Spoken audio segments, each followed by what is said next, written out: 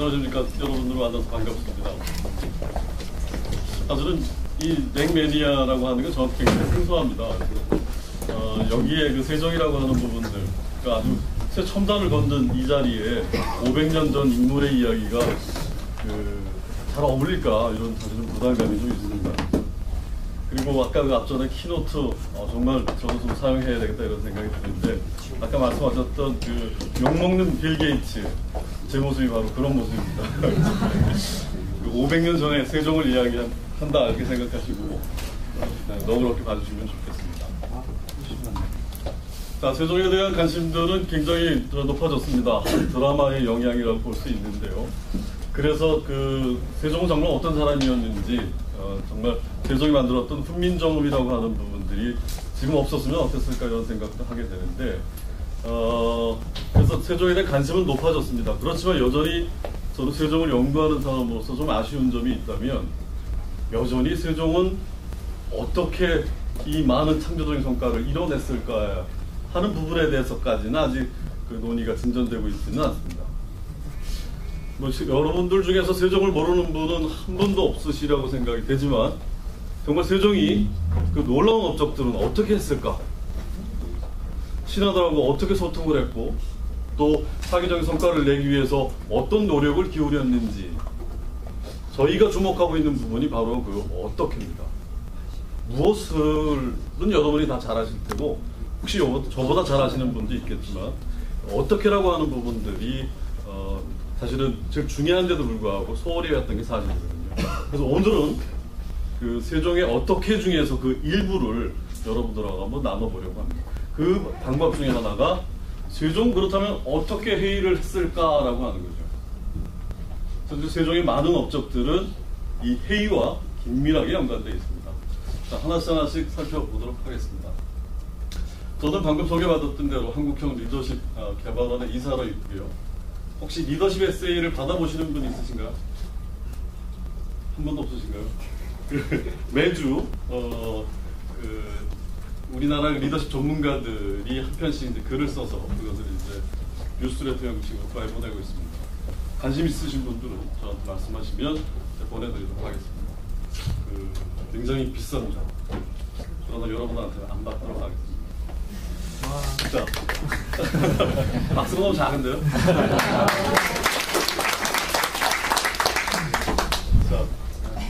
자, 여러분 뭐 회의, 직장 내에서 굉장히 많이 하실 텐데, 회의에 대해서 어떤 생각을 가지고 계신가요?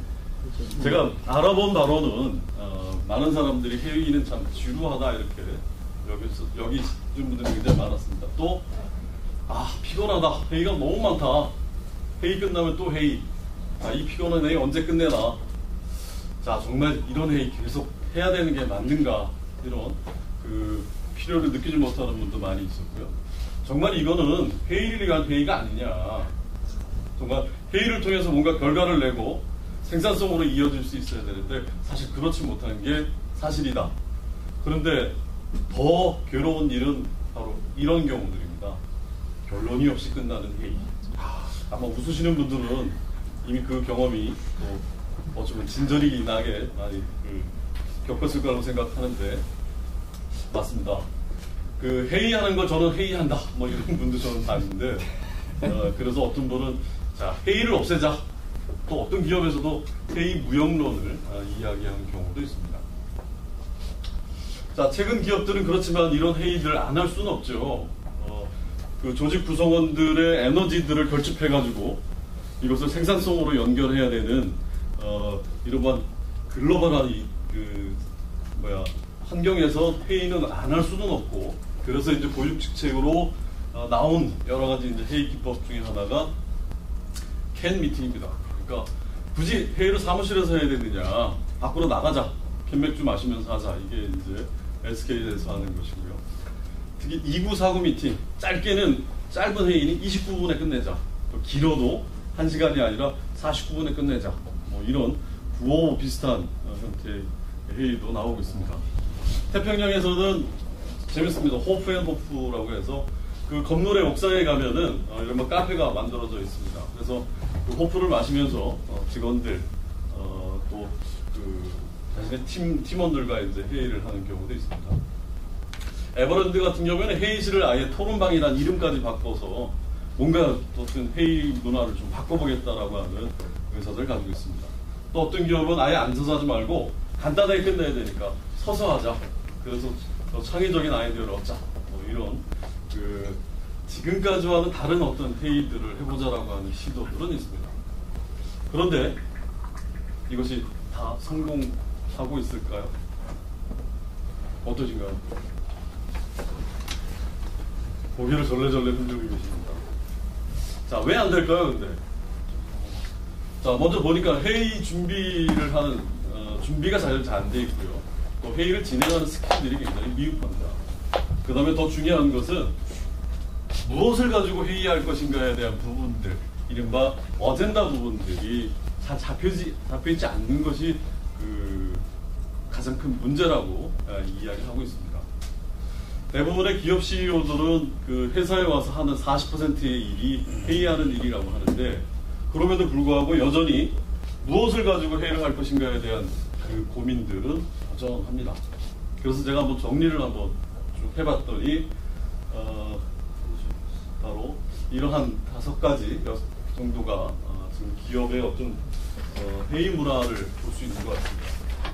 아까도 얘기했습니다만 첫 번째가 결론이 나지 않는 회의 진행이 많더라, 이런 것입니다. 그 다음에 왜 이렇게 회의가 많은지, 회의 개최 수가 너무나 많다. 사실은 일을 못할 정도죠. 회의 참가하라고 하는데, 그 다음에 회의 시간이 또 길고 또 그것이 너무 형식적으로 운영된다. 이 네 번째가 사실은 제일 문제라고 저는 보는데, 충분한 어떤 토론을 하기보다는 이른바 상명하달이죠. 회의라고 해놓고 여전히 명령과 지시로 일관돼 버리는 경우들이 있습니다. 그 다음에 잘 아쉬운 부분이기도 하고 제일 어떤 성과로 이어지지 못하는 부분이 바로 회의 결과에 대한 피드백이 잘 안 된다는 거죠. 회의는 했어요. 열심히 해놨는데 그 다음에 어떻게 모니터링 되고 있는지, 어떻게 팔로우업 되고 있는지, 이 사후 관리가 안 되는 문제들. 그러니까 회의는 출차하는데 뭔가 달라진 건 없고, 또 성과로 이어져야 되는데 그러기 위한 어떤 모니터링이나 사후 관리가 되어 있지 않고.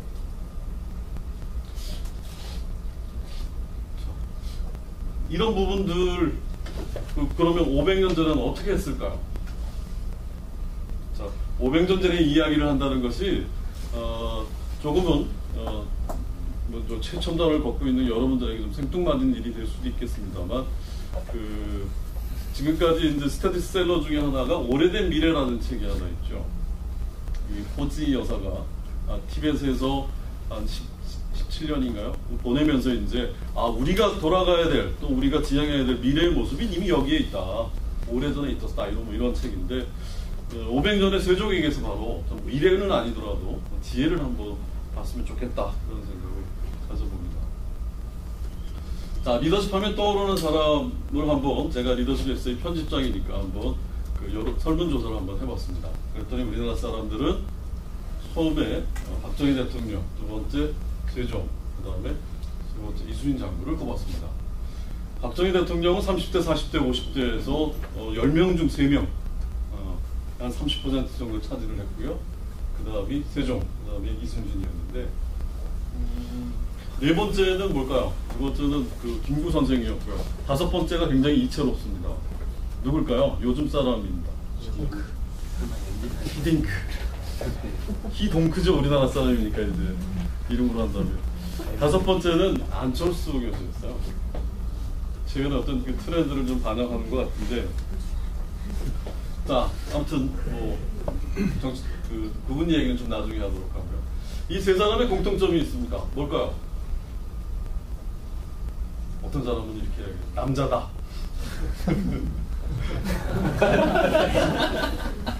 틀린 말 아닙니다, 그죠?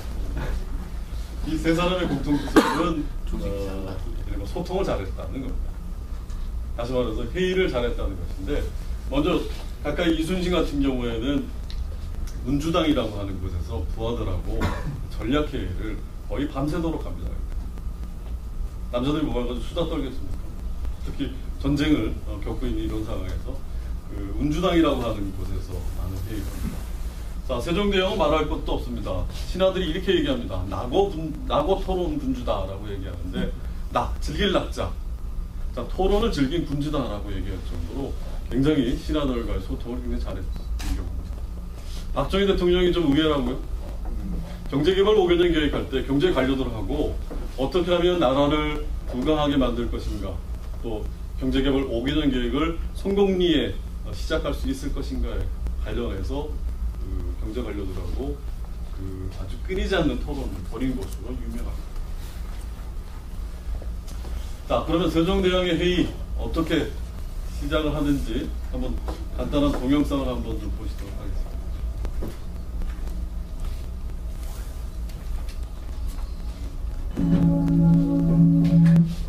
통치체계의 안정과 직결돼 있었던 육기법. 그러나 이 제도는 조정에서 수차례의 논쟁을 일으키기도 했다. 대표적인 경우가 세종 22년인 1440년 3월 18일에 벌어진 사건이다. 지방 수령들의 임기가 60개월로 늘어난 이후로 나라의 재물을 훔치는 수령들이 많아졌습니다. 또 5년이나 밖에 있어 조정의 일에 참여하지 못한다면 신하들의 마음이 어찌 억울하지 않겠습니까? 부디 신의 뜻을 들어주시어 육기법을 파하소서. 지방 수령을 12고을째 지내는 사람도 있어. 경은 겨우 한 고을의 수령을 지낸 것으로 알고 있는데 다시 지방에 부임하는 것이 싫어 이러는 것이요. 참으로 실망하였습니다, 전하. 전하께서는 제 뜻을 몰라주시더니 이제는 오히려 신에게 그러다 하십니까? 이러시면 신이 어찌 조정에서 벼슬을 하겠사옵니까? 경은 이게 무슨 막말이요. 어서 자리에 앉으시. 어서 자리에 앉으시오. 이렇게까지 나왔는데, 자, 여러분이 보시기에 지금 회종의 그 어전회의의 한 장면입니다. 이건 실록에 나와 있는 기사를 극으로 만든 것인데요. 어떤 느낌이 좀 드시나요? 아까 그 웃으시는 분이 계시던데. 네. 어떤 느낌이 들으시던가요? 아니, 왕 있는데 벌떡 일어나서 나간다고 하니까 있을 수가 없는 것 같아갖고. 네. 있을 수 없는 일이 벌어진 것 같다. 네. 예. 앞에 계신 분은 어떻게 생각하시나요? 이제 신하가 그 자기가 처해 있는 그런 상황들을 자유롭게 좀 의사개진을 하고 표명을 한다. 자유롭게 네. 자신의 의견을 펼 수 있도록 돼 있는 것 같다. 한 번만 더 들어볼까요? 어떻게 보셨습니까? 앉아서 물론 보셨지만. 흔히 생각하는 왕이라고 하면 네. 상명하다식이니까 당장 목을 베야 되지 않을까요? 그런데 세종은 목을 베었을까요? 자, 신하들은 이 고약해인데 이 사람 진짜 이름이 고약해예요. 고약한 사람입니다. 여러 번 세종하고 부닥치는데 격부 논쟁이라고, 아무튼 거기서도 부닥치고 매번 아무튼 이 고약해는 세종하고 부닥치는 사람 중에 하나입니다. 그런데 이제 불경죄라는 이름으로 신하들이 이 사람한테 죄를 물으라고 해요. 그렇지만 세종은 이렇게 얘기합니다. 만약에 내가 고약해한테 죄를 준다면 누가 진짜 속에 있는 마음을 하겠느냐 라고 해서 죄를 주지는 않습니다. 자, 이 한편의 드라마가 보여주는 부분들이 굉장히 많은 부분들을 담고 있어요. 세종 시대의 어전의 분위기가 어땠는지라고 하는 것인데요. 좀 더 보면은요. 자, 신하들은 회의하기 전에 먼저 노는 일을 먼저 합니다. 어떻게 노느냐면 별명을 부르고 또 춤을 추는 이런 일들을 같이 합니다. 자, 윤회는 이제 세종보다 몇 살이 좀 많은데요. 윤회의 별명을 불러서 희롱하고 남제는 굉장히 나이가 든 노신하입니다. 남제가 먼저 일어나서 춤을 추니 풍도가 볼만하기 때문에 주상의 글을 남노라고 걸었다. 두 임금이니까 세종하고 태종입니다. 그러니까 상하으로 물러나 있던 두 임금이 모두 일어나서 춤을 추니 남제가 풀어앉아 임금의 허리를 안았다. 어떻게 노는지 아시겠죠? 허리를 끌어안고 놉니다. 자, 제가 이 부분에 세종 즉위년이 이제 왕이 되고 나서 한 3개월 정도 지났네요. 그 장면 중에 하나인데, 세종은 회의할 때 이렇게 신하들하고 저기 농담도 하고 또 밥도 같이 먹어가면서 또 춤같이 추면서 회의를 했다는 점을 확인해 보실 수 있습니다. 자, 두 번째는 세종은 화를 많이 냈을까요? 뿌리 깊은 나무 보니까 세종은 욕도 잘하고 화도 잘 낸 것으로 되어 있는데, 진짜 실록을 한번 제가 뒤져봤습니다. 세종의 그 화낸 횟수를 보니까 21번이에요. 그 주로 기록에는 이제 실록은 없죠. 한문으로 되어 있으니까. 그 상노, 그거보다 또 그 진노한 거는 이제 상대노 이렇게 되어 있는데, 저 두 가지 키워드를 찾아보니까 세종은 21번입니다. 그것을 이제 32년 제2기원으로 따져보니까 0.06회입니다. 그러니까 한 달에 한 번도 그 화를 안 냈다라고 볼 수 있죠. 자, 이것이 의미하는 게 뭘까요? 회의를 할 때 상사가 또는 저기 팀장이 화를 내면이면 어떨까요? 그 회의가 잘 되겠죠. 이 평정심을 유지한다는 거 굉장히 중요한 일입니다. 여러분도 마찬가지고 또 정말 그 아랫사람도 마찬가지여야 되겠죠. 세종은 바로 그 마음을 얻기 위해서 화를 내는 것도 굉장히 자제를 했고 평정심을 유지했다는 것을 알 수 있습니다. 이런 어떤 세종의 노력들을 볼 수가 있는데, 그렇다면 조선시대 국왕들은 어떻게 하루를 보냈을까요? 뭐 아시는 분도 많이 있겠습니다만, 자, 이 부분을 말씀을 드리는 이유는 그 세종이 어떻게 회의했는지와 깊은 연관이 있기 때문입니다. 자, 먼저 하루 일과를 한번 볼까요? 아침의 경우입니다.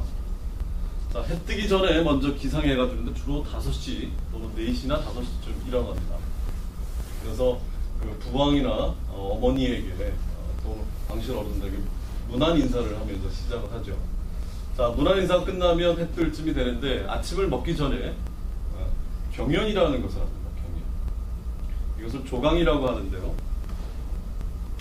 그러니까 아침 먹기 전에 이제 이른바 공부를 시작한다고 보십니다.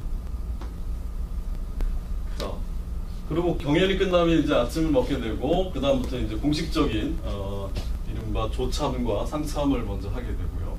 그 다음에 업무 보고를 받습니다. 각 실무자들, 각 육조의 실무자들한테 받고, 그 다음에 이제 그 4, 5급 실무자들한테 직접 이제 그 업무와 관련된 윤대라는 형식으로 이제 복대를 하기도 합니다. 그래서 3명, 4명이 같이 들어가서 지금 우리가 하는 일이 이런 겁니다. 이렇게 하면 이제 오전 업무가 끝나고요. 그 다음에 점심을 먹고 나서 또 낮 경연이라는 것을 해요. 또 이것도 공부입니다. 1시간 정도 공부를 하고, 이제 지방에 이제 내려가는 이제 수령들이 이제 인사하러 옵니다. 그들을 한 사람 한 사람 만나서, 자, 너 가서 내 대신 네가 내려가서 백성들을 잘 불쌍히 여기고 그들의 그 어려움들을 잘 살펴줘라, 그런 부탁들을 친히 좀 하죠. 그 다음에 이제 저녁 때쯤 정도 이제 되면은 이제 누가 숙직할 것인지, 그 다음에 암호들을 이제 왕이 직접 이제 알려줘요. 자, 그래서 공식 업무가 종결되는 5시쯤 정도 되면 여기서 끝나는 게 아니고요. 자, 뭐가 있나요? 저녁에 또 공부하는 석강이 있습니다. 저녁 경연에 참석을 합니다. 그리고 저녁을 먹고 저 왕의 이제 저기 문안을 드리고 이제 잠자리에 들어가는데, 이때가 보통 11시와 12시입니다. 그러니까 아침 5시에 일어나서 한 12시에 잠자리에 들어간다는 거죠. 최소 한 4시간, 5시간 잠을 잔다는 이야기인데, 저는 아무리 돈을 줘도 왕노릇 못하겠어요. 이것도 매일 똑같이 해야 되거든요. 어떻게 하시겠습니까? 돈 많이 주고. 근데 여기서 좀 특이한 부분들이 있죠. 지금 공부를 몇 번 하죠, 하루에? 3번 하죠, 3번. 이게 이제 3시강이라고 해서 조강, 주강, 석강 이렇게 얘기를 합니다. 바로 그 부분이 바로 이제 그 내성외 왕이라고 하는 이른바 프로젝트라고 볼 수 있는데, 그 신하들이 왕을 내 안쪽에서는 성인이 되게 하고 바깥으로 드러나는 것은 왕이 될 수 있도록 하는 이른바 프로젝트 이름이 경연이고요. 이른바 왕의 공부라고 볼 수 있습니다. 그래서 세자 때는 서연이라고 하고 또 왕에 대해서는 이제 경연이라고 하는데, 만약에 왕의 수업을 제대로 받지 못하고 갑작스럽게 이제 왕에 오른 사람은 바로 이 서연에서 했던 것처럼 사자서와 어린이들이 배웠던 부분들부터 시작합니다. 그러면서 이제 그 공부의 난이도를 좀 높여나가는데, 왜 이 경연을 말씀을 드리냐면 바로 이 경연이 신하들과 같이 공부하면서 나름대로 고전을 읽고 또 고전을 통한 어떤 세미나를 이뤄나가는 아주 세종만의 독특한 회의 방식이 되는 것입니다. 자, 경연이라는 게 뭘까요? 자, 이 경국대전이라고 하는 책에서 이 경연을 잘 이야기해주고 있습니다. 왕에게 경사를 강독하게 하고 강의하고 읽게 하고 또 그것에 대해서 평론하고 그 다음에 깊이 생각하게 하는 임무를 맡는다. 이것이 경국대전에 쓰여져 있는 그 경연입니다. 다시 말해서 그 왕이 있고요. 그 다음에 한번 보시면 그림을 한번 보시면 가운데 왕이 있고 양쪽에 사관들이 있습니다. 이 사람들이 기록하는 사람들이죠. 자행우원입니다. 왼쪽에 있는 사관은 임금과 신하들이 주고받는 행위를 적고요. 오른쪽에 있는 사관은 말을 적습니다. 이제 이것이 나중에 이제 왕이 죽으면 이제 그 실록에 이제 사초로 기초 자료로 이제 쓰이게 되는 거죠. 그런 다음에 이제 실무자들을 배역합니다. 이제 정승들이 있고요. 왼쪽에는 이제 실무자들입니다. 자, 여기 있는 사람들이 바로 이제 그 책을 읽고 그것이 어떤 의미가 있고 또 그 검토해주는 사람들로 채워집니다. 따라서 이 경연이라고 하는 부분들은 아까도 방금 말씀드렸지만 신하들이 왕을 왕답게 하는 이른바 그 왕을 가르치는 것인데, 근데 세종의 경우 또 정조의 경우는 좀 달라요. 이 세종과 정조는 이른바 군사라고 해가지고 임금이면서 스승인 사람들입니다. 그러니까 신하들의 학식을 뛰어넘는 사람들이에요. 그러니까 반대로 오히려 신하들이 이 왕한테 배우는 꼴이 돼버리는 상황들인데, 태종이 같은 경우, 그러니까 세종의 아버지인 경우는 이 경연이라고 하는 것이 왕권을 약화시키는, 왕을 견제하고 약화시키는 기능을 한다고 해서 거의 거부합니다. 그러니까 18년이라고 하는 재임 기간 동안에 월로 따져보면 0.4회밖에 되지 않습니다. 거의 하지 않죠. 세종은 월 평균 5회를 하는데 이것이 거의 이제 세종 18년, 32년에서 18년 동안의 기간입니다. 그때 1898에 한 1900회를 하고 있는데 이른바 경연의 모범생이라고 할 수 있을 정도로 경연에 많이 참석을 합니다. 그래서 이 경연을 통해서 국정토론의 중심지로서 이제 기능을 하게 되는데, 이 경연의 방식이라는 게 특이합니다. 1부, 2부로 나눠지는데 1부에서는 뭐를 하냐면 신하들하고 그 철학과 역사를 같이 공부합니다. 경사라고 얘기하는데, 그래서 철학이면은 이제 여러분 잘 알고 있는 사서삼경 이 부분들을 책을 하나 정해가지고 어디에서 어디까지 이제 읽는 거죠. 자, 그게 이제 1부 순서입니다. 2부 순서는 바로 그 읽었던 내용들을 가지고 그것을 그 이른바 렌즈로 삼아서 지금의 현실을 이렇게 들여다보는 겁니다. 이것이 큰 차이인데 아주 미묘한 차이가 아주 많은 부분들의 그 변화를 갖게 합니다. 보통 우리가 회의하자 그러면 회의 안건 정해지고 자, 몇 시까지 모여라 이렇게 해서 너 아이디어 한번 내봐라 이렇게 되지 않습니까? 그런데 세종의 회의에서는 꼭 뭐가 들어가냐면 이 고전이라고 하는 부분들을 신하들하고 같이 읽는 이 과정이 매번 들어간다는 것이에요. 이것이 이제 경연체제라고 볼 수 있겠습니다. 그렇다면 이것이 어떤 의미가 있을까요? 그냥 저 현안을 가지고 얘기할 때와 그 책을 읽고 현안을 이야기할 때 어떤 차이가 있을까요? 자, 그 부분들을 한번 그 절차를 보면서 한번 보도록 하겠습니다. 자, 제가 한 경연의 사례를 한번 보여드릴 텐데 그 아주 경연이 어떻게 움직이는지를 잘 볼 수 있습니다. 먼저 아침 경연이니까 조강이 되겠네요. 자, 참석자는 왕이 참석하고 대비가 하고 재상가, 언간 그 비판하는 사람들입니다. 또 이 비서실장인 승지들이 참여합니다.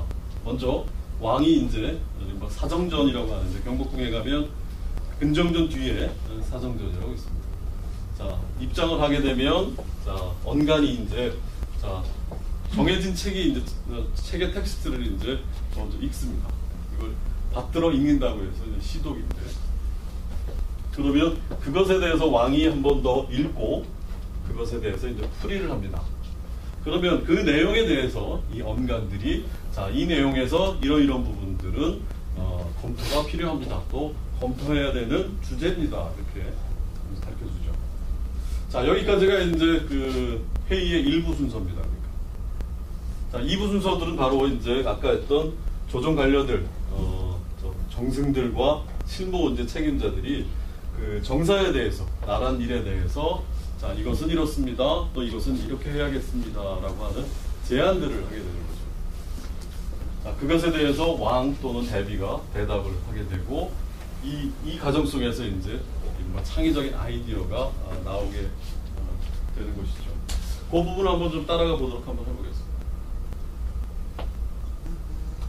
자, 유희천이라고 하는 사람이 경연관으로서 일하면서 그 경연 당시에 있었던 일들을 이렇게 집에 와서 일기로 남긴 것인데 지금 이제 전하고 있습니다.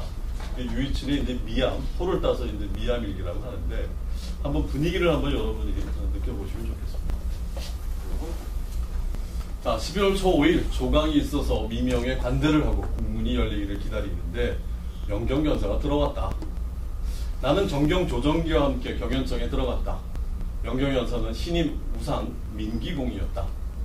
내가 경연의 상권이라 대학에 대학 아시죠? 정신장이라고 하는 그것의 한 부분, 이른바 몸을 닦음이 마음을 바로함에 있다 하면에서부터 집주에 혹 그 발음을 잃지 않을 수 없다까지를 그 강의를 했습니다. 원문을 2차례 읽고 풀이를 한 차례 읽었습니다. 그러자 주상은 원문을 한 차례 읽고 풀이를 한 차례 읽고 끝내셨습니다. 자, 여기까지가 이제 읽었던 부분이고요. 그 다음에 전경 조정기가 대학에 기여한 곳이 성의에 있다고 말씀을 드렸고, 내가 이어서 대학의 핵심이라고 하는 것은요, 경물치지와 성의 이 2가지에 있습니다. 라고 이제 아는 거죠. 또 조정기가 사람의 마음 가운데 쉽게 일어나면서도 다스리기 어려운 것으로는 분노가 가장 심합니다. 그러므로 2장에서 분을 내고 속냄을 머리로 삼았습니다. 라고 했습니다. 그러자 내가 비록 노여워할 만한 합니다. 적당한 것을 지나쳐서는 안 됩니다. 자, 이렇게 이제 그 읽은 구절에 대해서 어떤 의미가 있고 이것을 어떻게 풀이해야 됩니다. 이런 점들은 놓치지 말아야 됩니다. 이렇게 이야기하는 시간을 갖는 거죠. 자, 강의 끝나고 나서 영사가 책을 덮었다. 나도 따라서 책을 덮었다. 자, 여기까지라고 하면 뭐 우리가 책을 읽고 얘기하는 독서 토론 정도 되겠죠. 자, 여기서 한마디로 나갑니다. 대사관 목청, 지평, 박희립이 함께 발 앞으로 나가가서 을사년에 있었던 그 사화에서 억울하게 억류된 사람들을 자, 이제는 풀어주는 것이 좋겠습니다. 이제 현안을 가지고 이제 이야기를 합니다. 왜냐하면 그때 이제 이른바 화를 입었는 경우들이니까. 자전께서 마땅히 시비를 옳게 정해야 할 것입니다만 나는 식견을 가진 부인도 아니고 주상도 아직 어리니까 성곽이 고명해지기를 기다려서 정하는 것도 늦지 않겠습니다. 라고 이렇게 그 현안에 대해서 이제 토의를 하고 있는 거죠. 그래서 대간이 물러나 자리로 돌아온 뒤에 아래로부터 차례로 물러나왔다.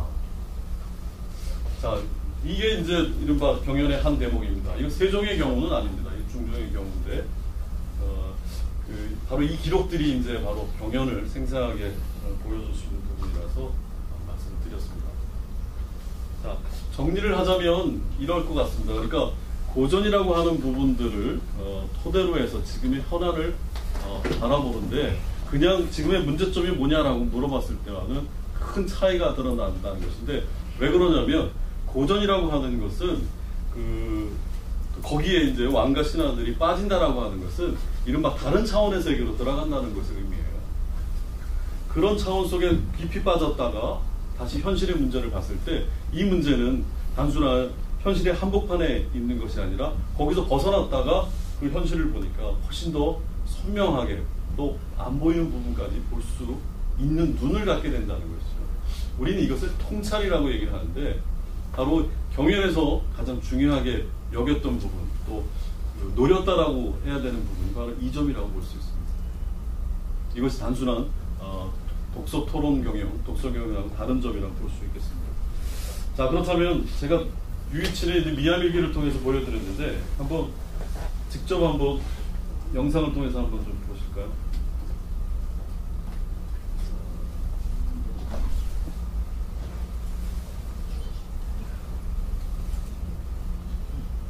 많이는 볼 수는 없고요. 여러분이 좋아하셨던 드라마의 현대목입니다. 전하, 대신들이 할애 후 오늘 낮 경연은 파하는 것이 어떠하오신지 여쭈라옵니다. 여튼 만나면 파하장하는구나. 연일 행사를 치르시어 옥체가 상할까 저어된다면 어찌 그리도 내 옥체의 처리가 많으신지들 하오면 전하. 꼭 간다 전하가. 예. 경련. 도대체 이 경연은 연기된 적도 취소된 적도 없어. 전하께서 등극하신 후 지금까지의 경연 횟수가 저거마치 1800회를 넘습니다. 주상께서 집현전을 지으시며 뭐라 하셨습니까? 그저 서천이나 이것은 하셨습니다. 한데 지금 어찌 됐습니까? 공부나 하는 줄 알았던 학사들은 전하의 손발이 되어 쾌거리나 일삼고 우리 대신들을 사사건건 공격하고 있지 않습니까? 어찌 궤변이라고만 하겠습니까? 학사들이 내세우는 논리에 우리가 지고 있지 않습니까? 그게 아니라는데도요. 집현전은 계획된 전하에 진위됩니다. 영상께서는 어찌 생각하십니까?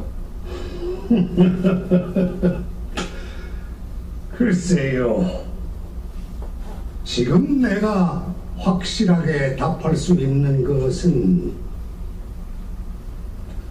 오늘의 주제 또한 만만치 않겠다는 것이지요. 제 말이 그 말입니다. 상왕께서 이미 정하신 부민고소 금지법을 왜 자꾸 경연에 올리시는지 모르겠습니다. 오늘은 만반의 준비를 하였습니다. 이번엔 제가 성사문을 맡겠습니다. 지난번에 보기 좋게 쳤지 않는가? 차라리 박팽년을 맡겨라. 예. 오늘 안건은 결단코 물러서서는 아니 됩니다. 아시겠습니까?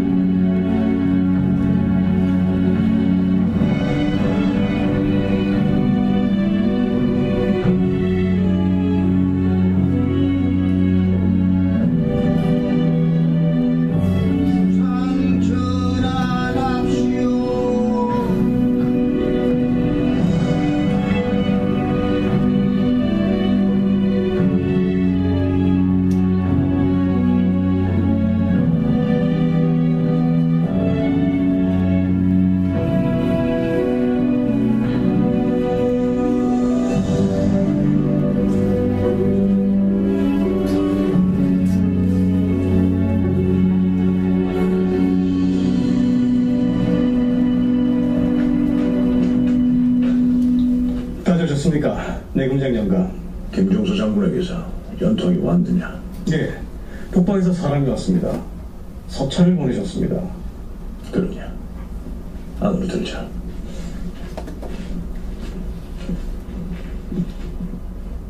전하, 부민고소 금지법은 선왕이신 태종께서 의정부와 상의하신 후에 법제화한 것입니다.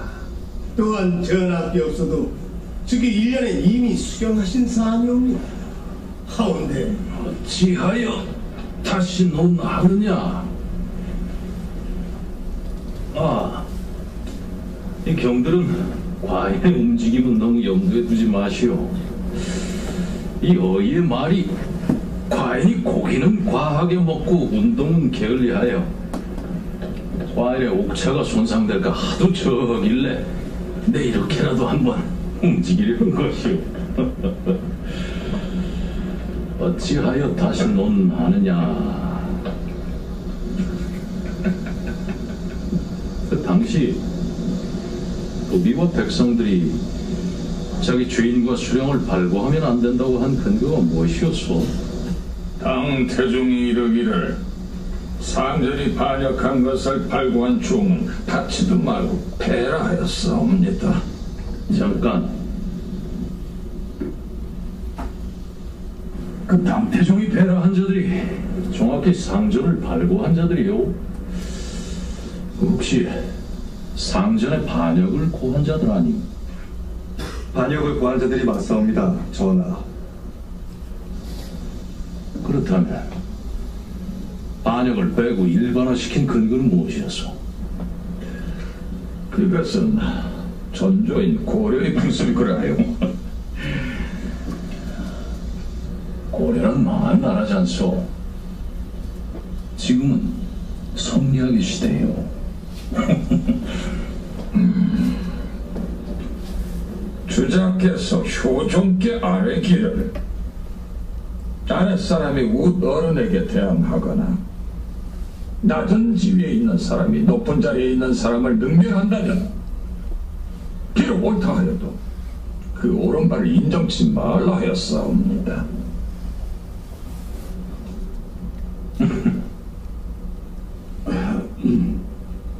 주자의 말씀은 나라 기강에 관한 것이옵니다. 아랫사람이 윗사람을 무고한다면 중상이나 투소들로 기강이 문란해질 테니까요. 아직도 고려의 토호들이 지방에 많사옵니다. 중앙에서 내려간 수령들에 대한 고소를 허한다면 토호들의 수령에 대한 음해가 판을 칠 것이옵니다. 이 듣고 보니 경들은 말이 옳소. 이래서 경연이 필요한가 보. 여기까지 듣겠습니다. 뭐 뒷부분이 있는데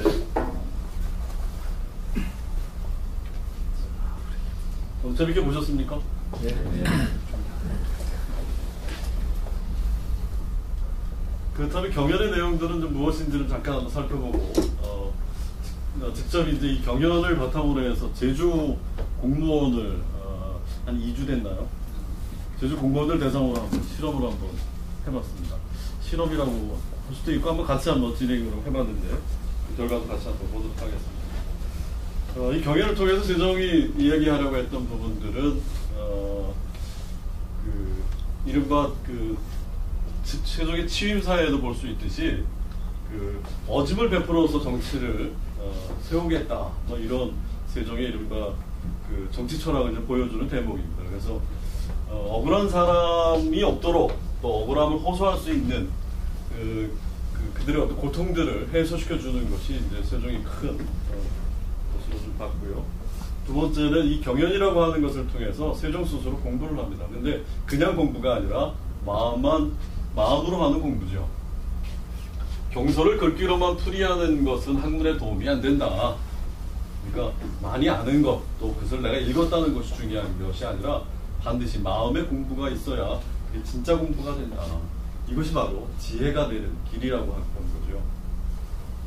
그 다음에 세종의 이제 그 경연이 가지고 있는 특징 중에 하나는 회의라고 하는 것은 이제 말이라고 하는 것을 통하지만 그로 인해서 생겨난 아이디어를 일로 연결시킨다는 것이 중요합니다. 그래서 말과 일을 엮는 것인데 그런 점들을 세종 이 경연이라고 하는 곳에서 신하들과 아이디어도 도출해내고 도출된 아이디어는 그 직접 육조에 내려보내서 그것이 타당한지를 알아보고 방안을 짜가지고 오면 다시 또 회의하는 이런 어떤 시스템을 이제 구축해냈다라고 하는 것이 중요하다고 보겠습니다. 자, 그렇다면 이제 세종의 방식대로 한번 회의를 한번 해보자 라고 해서 4박 5일이죠. 5일 동안 이제 아침 9시부터 5시까지 이제 제주공무원들하고 회의를 해봤습니다. 물론 회의만 한 것은 아니고 이제 세종의 리더십에 대한 이제 강의도 하면서 이제 회의도 하게 됐는데 먼저 그 경연 방식대로 한번 먼저 했죠. 먼저 2개의 고전 텍스트를 먼저 저희가 이제 골랐습니다. 아까 그 한석규가 나왔던 뿌리 깊은 나무의 그 구민고서금지법이라고 하는 세종의 이제 실록을 가져와서 먼저 읽었습니다. 그래서 그들에게 이제 조별로 먼저 왕을 한번 뽑아라. 한 조가 5명이었는데 그 조별로 정말 왕다운 사람이 있다고 생각하면 뽑아라 이렇게 하고 그들에게 이제 왕을 뽑은 다음에 나머지 4사람에게 이제 그 텍스트를 읽어줄 시독관 그것이 어떤 의미인지 또 그것에서 검토해야 될 부분들은 뭔지 그런 시간간 검토관을 얘기해주고 또 기록하는 사관들을 이렇게 정했습니다. 그러니까 사관은 이른바 이제 회의의 석이라고 보면 되겠죠. 자, 그런 다음에 경연의 텍스트를 나눠주고 시독관으로 하여서 읽도록 했습니다. 그래서 그 조별로 이제 읽기 하고 그런 다음에 이제 각 조의 시간간 검토관들이 그 텍스트를 검토하는 시간들 또 그 내용과 의미가 무엇인지 토의하는 시간들을 줬습니다. 요게 이제 경연의 이제 일부라고 볼 수 있습니다. 자, 그 다음에 이제 그것이 끝난 다음에 그렇다면 2번째 미션을 준 거죠. 자, 그렇다면 제주도의 지금 이 상황에 여러분이 토의한 부분들과 그거와 관련해서 제주도의 문제가 무엇인지를 한번 찾아봐라. 이렇게 했죠. 만약에 이 부분을 빼고 제주도의 지금 문제가 무엇인지를 한번 얘기해봐라 라고 했다면 나오지 않았을 일들이 이 한 번의 시간을 거치고 나서 8분을 줬더니 우수한 제주도의 문제들을 쏟아내더라고요. 특히 이제 이 수령고소금지법 수령을 고소하는 것을 막도록 한 부분들과 관련해서 이제 논의가 이제 충분히 된 상태들이라 볼 수 있겠죠. 그래서 각 조별로 4개 조가 있었는데 그 조가 제주도의 문제점들을 확인을 하는 과정들을 거쳤습니다. 그런 다음에 자, 우리가 했던 부분들의 문제점이 무엇인지를 먼저 각 조별로 발표를 하게 했죠. 이것이 똑같이 이제 회의라고 하는 부분에서 보시면 되겠습니다. 그렇다면 지금 드러난 문제점들은 이른바 증상이고 그 증상이 일어나게 된 근본적인 원인이 있을 것이다. 예를 들면 이런 거죠. 우리가 그 콜록콜록 기침을 한다거나 몸이 우스고 춥다는 것은 이것은 감기라고 하는 것이 드러난 거죠. 근데 이 감기는 겉으로 드러나는 것이고 이 감기가 걸리게 된 부분들이 있는 거죠. 한의학에서 얘기하면 몸의 균형이 깨진 거죠. 그럼 그 부분들이 뭐냐? 균형을 깨지게 한 부분이 뭐냐를 찾게 했습니다. 그래서 근본 원인을 찾게 하고 자, 그렇다면 근본 원인을 찾았다면 해결책은 거의 찾은 거나 징계가 없죠. 왜냐하면 근본 원인을 제거하는 방식이 해결책이 될 수 있으니까. 물론 1차적인 해결책을 얘기합니다. 그래서 그 경연의 방식대로 집단적인 지혜를 통해서 해결책을 도출하는 것까지 가능하겠습니다. 그래서 이 수강생들이 했던 부분이 바로 이겁니다. 자, 이 해커스라고 하는 팀은 그 주민과의 소통이 가장 문제가 된다라고 봤습니다. 그래서 그것에 대한 근본 원인들을 찾아봤고요. 그렇다면 원인을 알았으니까 그 원인에 대한 해결책으로, 원인을 제거하는 방식으로 해결책을 제시를 했습니다. 아주 재밌게 했고요. 그러니까 이른바 어떻게 보면 토론이기보다는 토의라고 하는 부분들이 가깝겠습니다. 그래서 그 고전을 읽고 역사적인 기록을 하고 그거 가지고 이제 제주 현안들을 이제 찾아보는 경우로 볼 수 있겠습니다. 자, 여기서 끝나면 새로운 것이 나올 수는 없죠. 이거는 누구나 할 수 있습니다. 근본 원인을 찾고 해결책을 찾는 일은. 여기서 세종은 더 나가죠. 과연 이 중에서 아이디어를 고르게 되겠죠.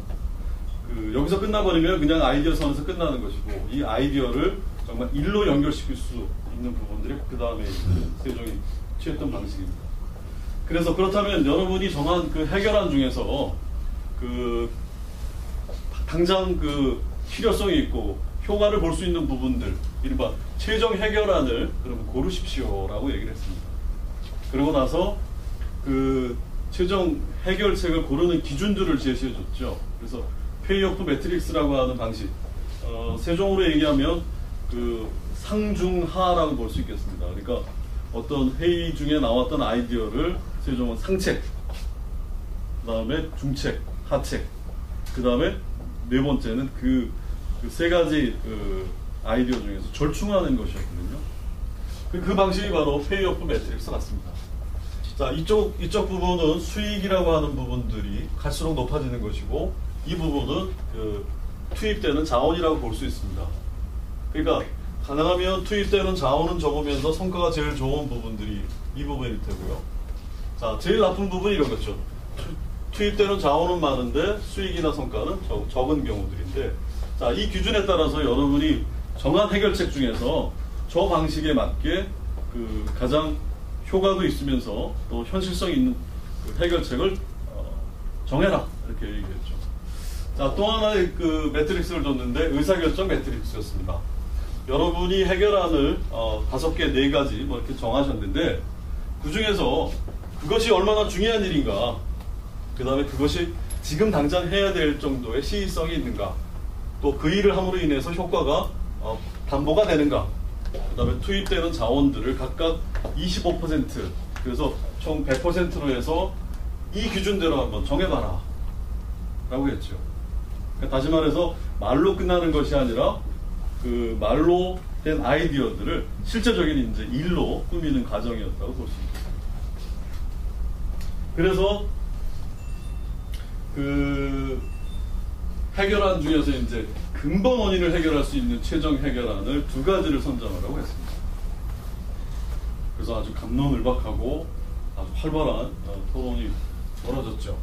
그런 다음에 2가지를 발표했는데, 왜 그것이 최종 해결안으로 선정이 됐는지 이유를 발표하게 하고, 여기서 이제 한 발 더 나갔습니다. 이게 이제 세종의 방식 중에 하나인데, 자, 최종 해결안까지도 굉장히 어렵게 도출해냈는데, 여기서 끝나버리면 이것에 대해서 실행 가능성을 담보할 수가 없습니다. 그래서 한 번 더 짚었는데, 그 짚은 게 뭐냐면 반대 의견이 없는지를 한번 따져보는 거죠. 세종에게 신하가 오른팔 왼팔이 있다면, 오른팔은 황희정승이라는 사람이 있고요, 왼쪽은 생소하시겠지만 허조라고 하는 인물이 있습니다.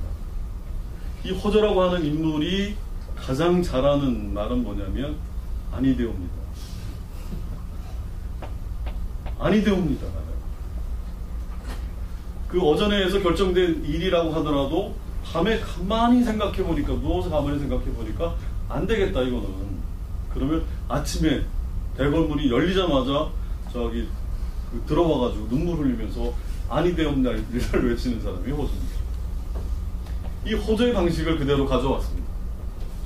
그래서 최종 해결안을 정하긴 정했지만 그것이 가지고 있는 문제점은 없을까, 그거에 대한 장애나 걸림돌은 없을까를 한 번 더 걸러봤습니다. 그럼 당연히 그 일을 실행하기 전에 미리 일어날 수 있는 일들을 먼저 찾아본 것이죠. 이것은 세종이 세종 14년, 15년에 지금은 이제 압록강 너머에 그 혼강이라고 하는데 그 당시에 이제 파저강이라고 했습니다. 파저강 여진족을 토벌할 때 썼던 방법 중에 하나입니다. 허조는 그 토벌을 반대합니다. 그들이 그 14년 12월에 쳐들어와서 많은 사람들 인마를 인명의 손실도 있었고 또 납치를 해갔는데 세종 입장에서는 그 무의를 토벌을 통해서 무의를 과시해야 된다고 얘기하는데 허조는 그렇게 반대를 하고 있거든요. 그래서 허조가 반대하는 부분들은 세종은 다 듣습니다. 이게 세종이 다른 임금하고 차이점이라고 볼 수 있는데 특히 그 간언이라고 하는데 이 간언은 그냥 반대하는 게 아니라 아주 강력한 비판을 곁들인 반대예요. 허조가 강력하게 반대를 합니다.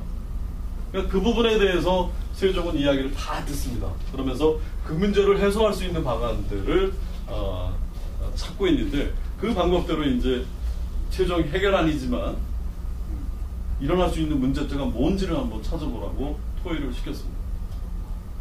그러고 나서 저 프레젠테이션을 시켰죠.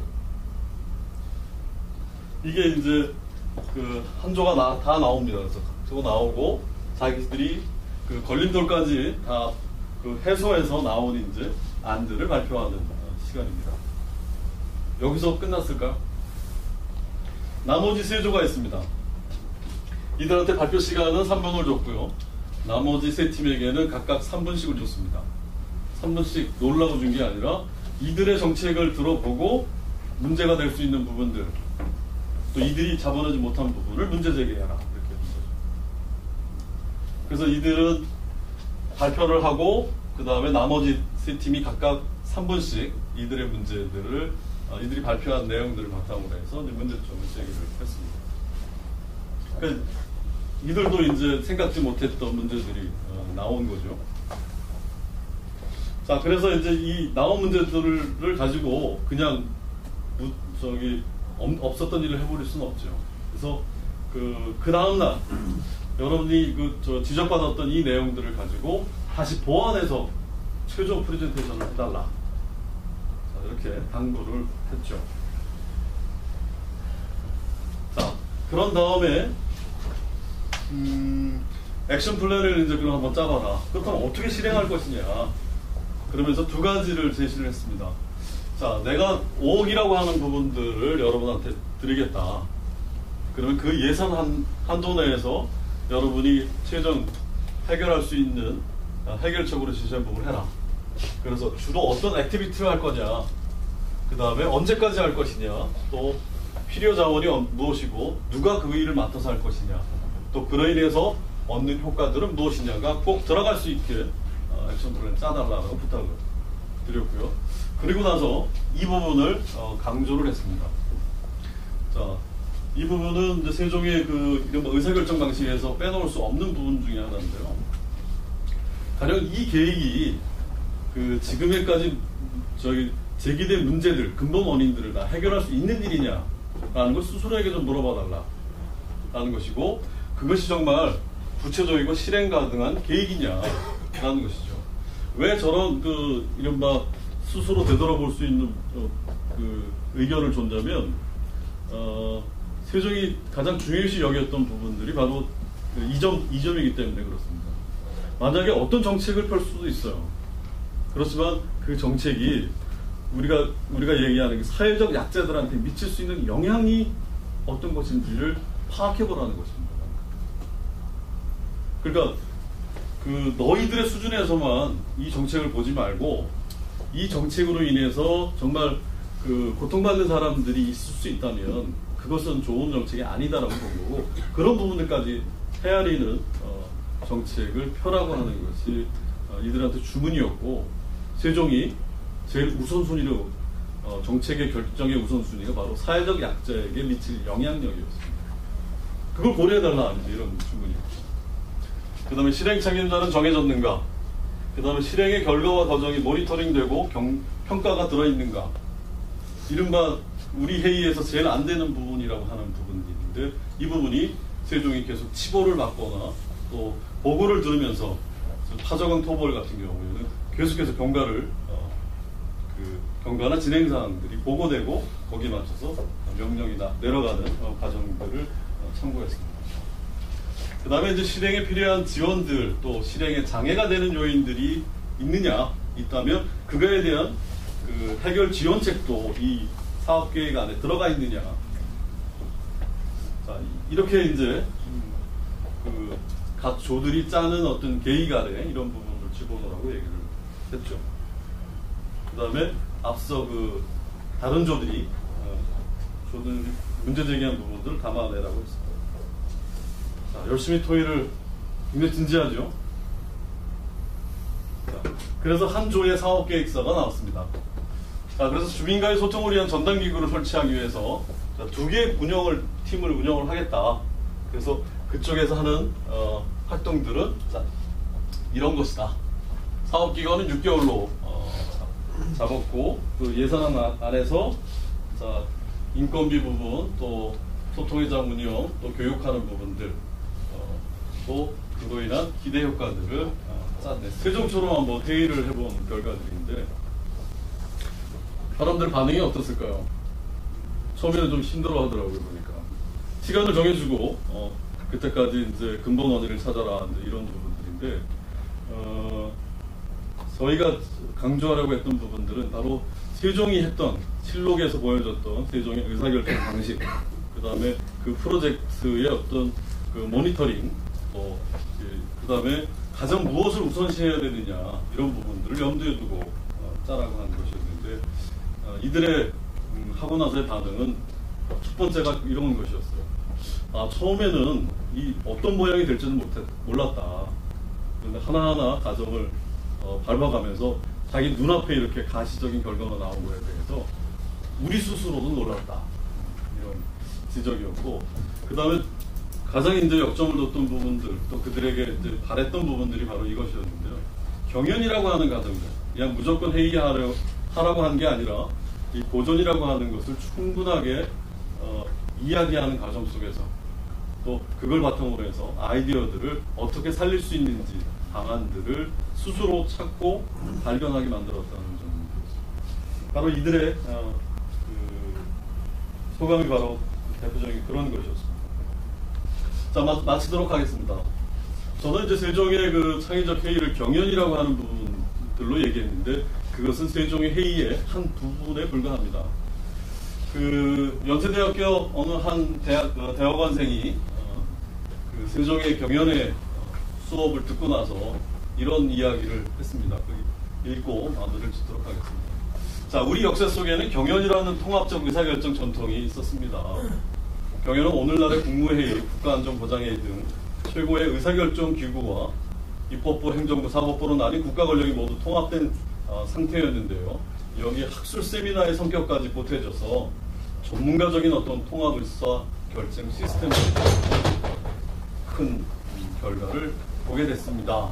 이런 것이었는데 여기서 중요한 부분들을 하나만 짚는다면 바로 공통된 텍스트라는 것입니다. 그러니까 CEO만 읽는 텍스트가 아니라 직원들도 같이 그 텍스트를 읽어감으로 인해서 하나로 일치될 수 있는 어떤 공통의 문화를 만들어갈 수 있었다는 것. 아마 이 경연에서 우리가 좀 배워야 되는 한 대목이 아닌가 싶습니다. 저는 지금까지 세종이 그 500년 전 세종이 어떻게 회의를 통해서 아주 놀라운 성과를 만들어냈는지 그 일부를 소개해 드렸습니다. 질문 있으면 간단하게 해주시면 하겠습니다. 네. 그 어떤 의사결정을 내리는 그 결론이 나올 때까지 그런 기간은 굉장히 길 것 같아요. 그리고 그게 좀 더 뭐 여러 가지 문제점들을 다시 검토해서 뭐 실행하는 과정인데 또 지속적인 모니터링이 되지만 그게 이제 어떤 문제가 나오고 결과가 나와서 그 실행되는 기간이 완벽할지언정 조금 너무 길어지는 거 아니냐. 실제로 반영된 어떤 국민들한테 반영되는 것들이 그런 문제점은 좀 그래서 요즘에 스피드 시대라는 전제에서 보면 좀 느린 어떤 의사결정일 수도 있습니다. 어떤 경우는 놀라실지 모르겠지만 17년 걸리는 경우도 있고요. 물론 바로 시행할 수도 있지만 그것이 미칠 수 있는 여파들을 충분히 고려하다 보니까 이제 의사결정이 늦어진 경우도 있습니다. 집행이 늦어진 거죠. 그렇지만 여기서 이제 지금 이제 정권이 바뀌기 때문에 정권이 어떤 바뀌더라도 그 사업이 중요하면 계속해서 이제 가야 되는데 지금은 그렇지 못하죠. 정권 바뀌면 정책도 바뀌어버리는 이런 상황들인데 여기서 이제 저희가 또 주목해야 되는 부분들은 이 정책이 또 여러분 이제 기업에 계시니까 이 지금 우리가 하는 결정들이 향후 어떤 영향력, 어떤 파급 효과를 가져올 것인가에 대한 충분한 고려들을 염두에 두고 해야 된다는 것. 최종 그것이 기업의 사활이 아니라 백성들의 삶을 풍족하게 하는 것인가, 또 이 사회적 약자를 고통스럽게 하지 않는 것이었다는 점이 다른 점이라고 할 수 있겠습니다. 다른 질문 없으신가요? 네. 말씀하신 거를 좀 예를 들어 기업에서 네. 회의를 매일 했는데 그렇게 막 지금 하는 것처럼 제주도에 한 것처럼 복잡하게 막 힘들게 그렇게 하기는 불가능하고 일상적으로 뭐 예를 들어 일주일에 한두 번 회의를 하는 기업이라면 실장이 팀원들이 있거나 아니면 국장이 있을 때 검증이 있을 때는 만약에 그 회의를 스스로 진행하면 어떤 식으로 지금 뭐 29분 회의 뭐 이런 부분에서 이 방식은 할 수는 없겠죠. 정말 중요한 어떤 기업의 어떤 이른바 변화관리 차원에서 앞으로 우리가 어디로 나가야 될 것이고 어떤 것으로 먹을거리를 삼아야 될 것인가에 대한 어떤 심도 있는 논의를 할 상황 때 이제 필요한 부분이라고 볼 수 있겠습니다. 그렇게 구분하자면 그렇지만 이제 여기서 간단하게 만약에 회의를 한다 하더라도 권하고 싶은 부분이 이런 부분이에요. 그러니까 뭐 1시간 전에 또 하루 전에 이제 물론 회의 통보가 오긴 합니다만 회의를 준비하는 사람의 어떤 이른바 스킬이 굉장히 중요한데 그 방식 중에서 짧은 시간이지만 같이 이렇게 우리가 논의해야 될 그 주제와 관련된 어떤 좋은 마음에 이렇게 촉촉하게 적게 들 수 있는 텍스트를 준비하는 것, 그것만 하더라도 회의 분위기는 달라질 수 있을 거라고 생각합니다.